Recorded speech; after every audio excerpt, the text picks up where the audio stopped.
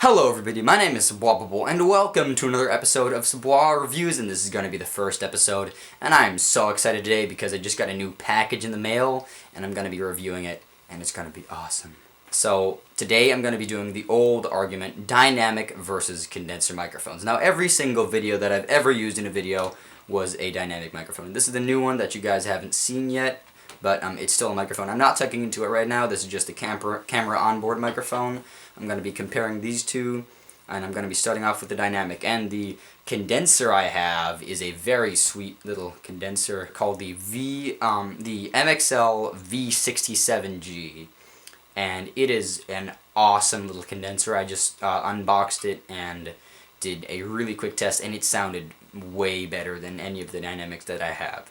So I'm just going to run a quick test of dynamic versus condenser microphones. Now, a really quick background, the thing about condensers is that condensers are very, very delicate. So if you drop a condenser, say from where you're holding it to the desk, it's dead. You can't bring it back because the diaphragm on most condensers is about 6 microns thick, so that's 0.00006 centimeters.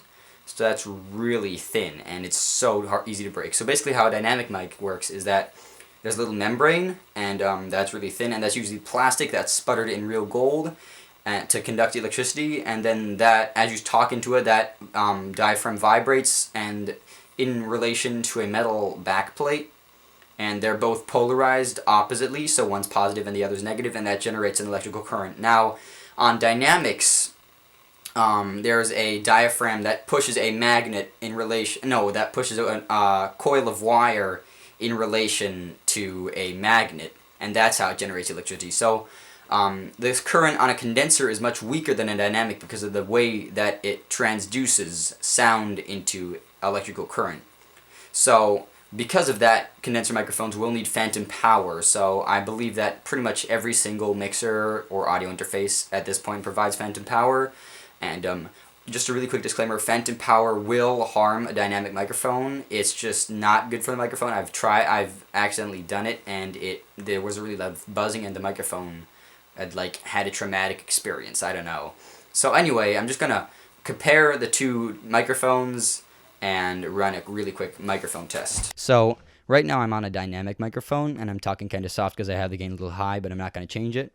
So the thing about a dynamic is that it's much less sensitive because of the way that it transduces electricity. The thing about dynamics is that dynamics are not as sensitive. You can hear quite a little bit of background noise, and also this particular microphone's tonality isn't exactly, I don't like it as much as the other microphone's tonality, which I'll be showing you in a couple seconds. Anyway, I'm just going to be running some tests of the microphone from about call it a foot, something like that, with no pop filter. About 2 feet with no pop filter, and about 3 feet with no pop filter. That's not 3 feet, that's more like 2.5. So you can hear right now my voice is very weak, and the background noise is loud in relation to what it was when I was up here. So now I'm going to get the condenser hooked up, and I'll be right back with that. Alright, okay. So this is the condenser microphone. That pop filter's right in my face, isn't it? So the condenser microphone is much, much more sensitive. You might be able to hear a little bit more of the room noise. You can hear the doors slamming in the background, and you can hear that with the dynamic microphone. But anyway, this needs a pop filter because I can blow into the diaphragm that easily. So as I said, this will need phantom power, so you have to be able to provide that. So you will have to be able to provide that, and I'm going to do a test from about right here, which is about a foot. I'm gonna do a test from 2 feet, and you can hear that my voice is softer, but not as much softer as it was when I was this far away from the dynamic microphone. When I was this far away from the dynamic microphone, it was very, very soft. And this is from about, call it 2.5 feet. And my voice is still getting captured pretty well, I have to say. The bass sounds of my voice are getting captured a lot better. I don't know why I'm doing this with my hand the entire time, but right now this is very bassy. I don't have any modifications or filters or anything like that. This is just, I have it at ideal gain settings and stuff like that. So that is the condenser microphone, and they're both at about the $100 price point, and that just really surprises me. I don't know exactly how much this one was when it was still in production. I paid $30 for it, but that was after it was like 30 years old.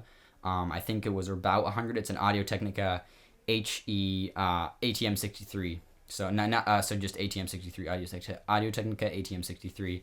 But anyway, as you can see, I can be pretty far away from the microphone and still get a pretty decent sound. Of course, it's not half as decent as the sound that I get when I'm all the way up here.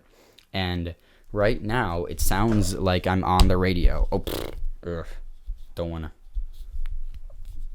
Okay.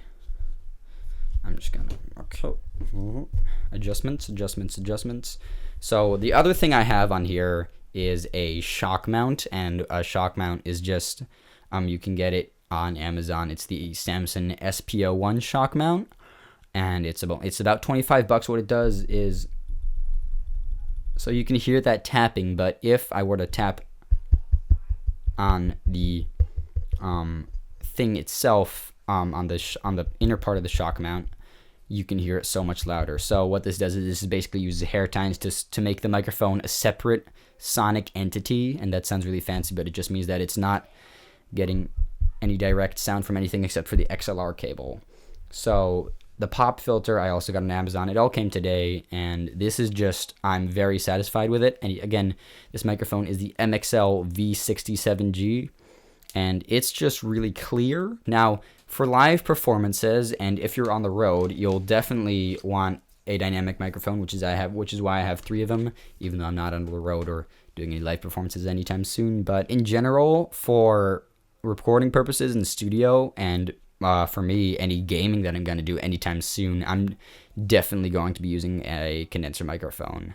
And I'm very happy with it. It's a great purchase. Other condenser microphones that I've heard of that are very good, same quality. The Behringer B1, any MXL mics, the MXL 990, 770 are all in that same point.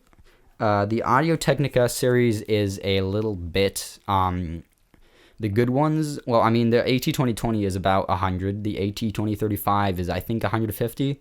And then you start getting into the more expensive ones. But anyway, this is the MXL V67G. Thank you guys so much for watching. If you liked it, please leave a like down below and subscribe. And as always, I will see you guys in the next video. Goodbye.